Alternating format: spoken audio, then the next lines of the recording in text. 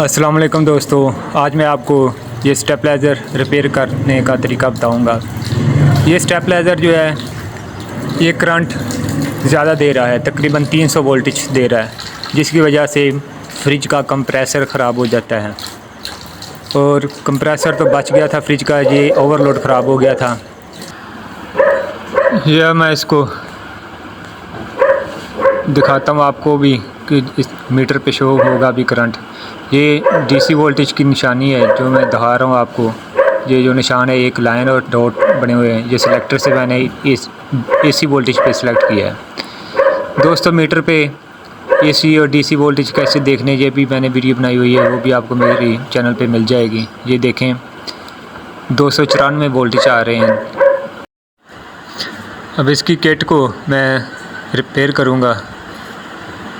ये अभी मैं खोलता हूँ, किट को ओपन करता हूँ।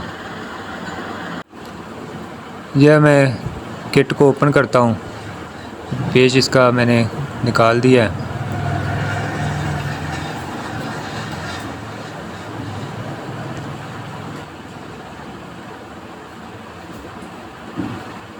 ये मैंने कॉमन पे रखी हुई है। ये वायर जो है डायरेक्ट इधर आकर लगती है, कॉमन है, और ये आउट है। दोस्तों, ये इसका सिलेक्टर पॉइंट है और एक ये सिलेक्टर पॉइंट है, ये इसकी कॉमन है, ये कॉमन पॉइंट है।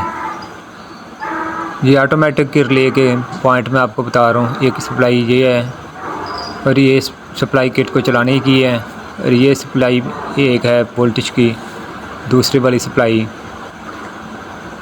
और एक ये तीसरी वाली सप्लाई है।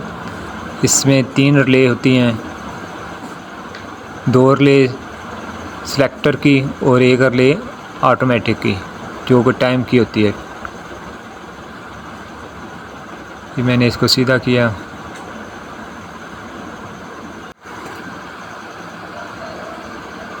ये इसकी 2 वेरिएबल्स हैं, इससे एडजस्टमेंट होती है। ये मैंने घुमाई है, देखें वोल्टेज में कुछ फ़र्क नहीं पड़ा। अब मैं इसको घुमाता हूँ, ये वर्क कर रही है। इसको घुमाने से रिले में आवाज़ बन रही है, इसका मतलब है ये ठीक है और वो ख़राब है। अब उसको मैं रिप्लेस करूँगा। जी, मैं पहली वाली निकालता हूँ।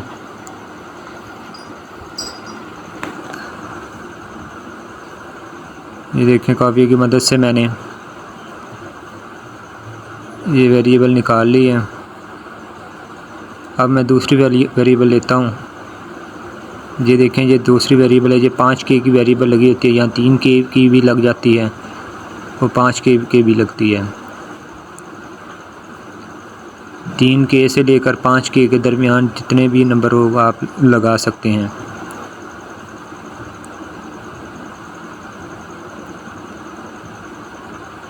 ये नई वेरिएबल मैंने सोल्ड कर दी है।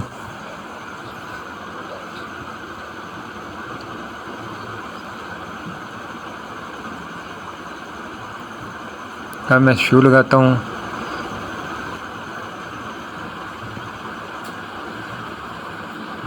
ये देखें, जैसे ही ऑन किया मैंने, वेरिएबल चेंज करके 251 वोल्टेज दे रही है।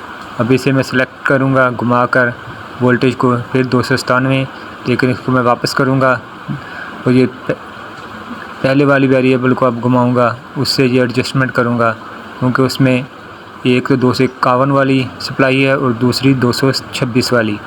ये मैं 226 वाली पे ही सिलेक्ट करूँगा, क्योंकि ये बेस्ट वोल्टेज हैं। अगर आपके मेन के वोल्टेज कम है, फिर आप 251 कर सकते हैं। दोस्तों, ये हमारा स्टेबलाइज़र तैयार हो गया है। बहुत आसान तरीके से आप घर में इसी तरह चेक कर सकते हैं। आपके पास एक मीटर होना चाहिए बस, और आप मेरी वीडियो देखकर अपना स्टेबलाइज़र खुद तैयार कर सकते हैं।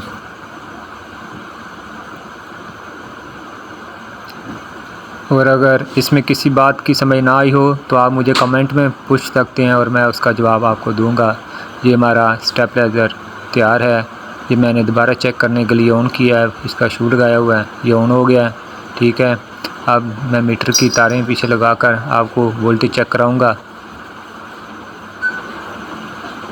ये देखें सर दोस्तों, ये मैंने सॉकेट में दोनों तारें लगाई हैं और ये देखें 227-26 वोल्टेज एग्जैक्टली ज़बरदस्त। ये हमारा स्टेबलाइज़र तैयार हो गया है।